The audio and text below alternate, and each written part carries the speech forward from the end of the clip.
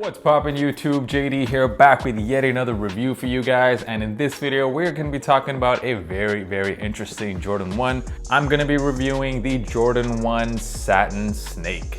What up fam? So in this video I'm going to be breaking down this sneaker. I will talk about the leather quality. A lot of people are pretty upset about this leather quality. We'll talk about sizing, and of course for you resellers out there we will be getting into some resale predictions, and as always I will be giving you guys that on-feet look. Well, my girlfriend will be, so make sure you stick around until the end of the video. So I actually got these from the sneakers app. Very surprising, not something that happens very often for me, but I got a W on Nike sneakers. These officially released on August the 6th worldwide. It was actually a very good weekend for snakes. We had the snakeskin ones drop, and we also had that Cardi B Megan Thee Stallion video, which had a bunch of snakes in it. Of course, that's the only thing I remember about the video. But yeah, this was a women's exclusive release. It was actually very limited, and it only ran up until men's size 10.5, which is a women's 12. If only Jordan Brand went up just half a size more on all these women's releases, if they just went up to 11 in men's, then at least I would be able to cop some of these women releases for myself, but they don't do that very often, just for a few releases. But yeah, without further ado, let's get into the sneakers themselves. So the front half of the shoe, of course, one of the most iconic colorways ever, the Chicago colorway, and the swoosh as well as the back panels of the shoe are done in black. And anytime you have this color combination on a Jordan 1, you know you can't go wrong. Jordan Brand has done this now hundreds of times, it feels like put different combinations of red and black on the Jordan 1. And pretty much I would say 9 out of 10 times the combination always works. And strictly from a colorway point of view, you really can't complain about this. This is a very nice colorway. The materials though, that's a whole nother topic. So let's get into that. Now there are, from what I've noticed, there are two types of leather on this shoe. So the white panels of the shoe, I wouldn't even call this leather, guys. It really, to me, feels like plastic.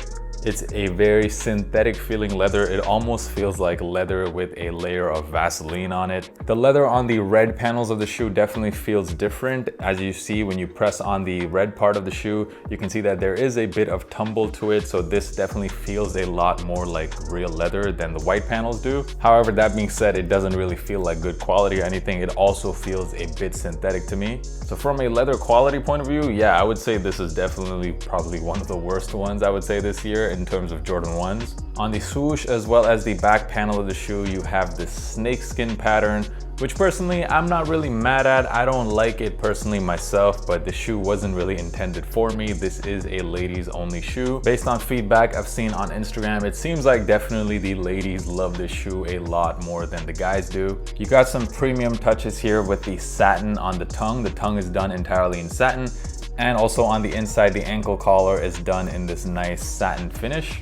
The outsole of the shoe done in black, and that's pretty much it for the colorway. And like I said, once again, I'm not mad at the colorway. I personally wish that the back panel was not done in snakeskin, that it was probably done just in regular leather. I thought that that would probably take the shoe to another level, and definitely the interest in the shoe I feel would be a lot higher if they did the back panel in just regular leather. If there's one thing I don't really understand about the shoe though, is I think it's a bit of a stretch to call this the Satin Snake, because if you look at previous Jordan 1s that had the Satin name in it, like the Satin shattered backboard ones, also the satin black toes, like those sneakers, there's actually significantly a lot more satin on the different panels of the shoe, whereas on this shoe you just have satin on the tongue and the ankle collars. So there's very little satin actually on the shoe, so I just thought the name was maybe a bit misleading. You also get two more lace options with the shoe. You get the red as well as the white laces. I personally just think leaving the black laces on is the way to go to get that true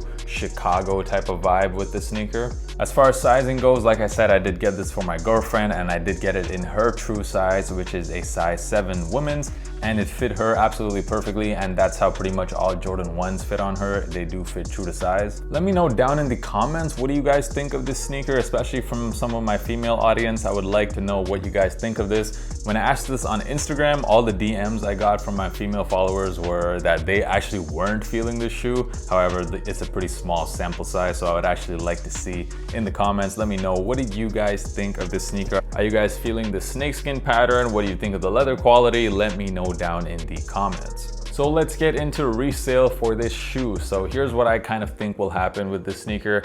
I think in the short term, so over the next month, I see prices on this dropping quite a bit. It doesn't matter what size you look at, there's actually way more supply out there for the sneaker than demand, which tells me like this sneaker just wasn't all that popular, even with the ladies. So I do think that right now, these definitely are a quick sell to me, unless you're willing to hold on to these for at least a year. If you look at the resale performance, for example, of the Satin black toe ones, which was also a women's only release, that shoe actually released in July of 2019, and in the few months following the release, that sneaker actually went up quite a bit in price. We're talking over $700 in a lot of sizes. Then they pretty much over the next few months following that, they crashed all the way down to the low 300s, and it kind of stayed in that range till about like basically last month. So we're talking almost a year later. July 2020, it finally went back up to above $400. And that colorway and that shoe to me is a lot more wearable than this one. So I'm not entirely sure that these are a good hold. That is why I'm suggesting that these are probably a quick sell. I did say that I expect the prices to drop quite a bit. So I will say that if you see the prices on this drop to, let's say, below $200, which honestly very well could happen. If that does happen, then maybe at that point, they would be a good investment. If you can get pairs for under 200 and hold them for maybe a year, then I don't think you can really lose on that, especially considering how limited these are. So yeah, just wait for maybe the price to come a lot lower before deciding to invest in this sneaker. What are my personal thoughts on this sneaker? Now, once again, these weren't even made for me. These are made for the women. So as far as my personal opinion, even if they made this shoe in my size, I wouldn't wear it. I just don't like snakeskin on shoes. And my girlfriend was really not feeling these either. Also add to that I don't think these are a good investment either. So I think overall for me, these are a drop.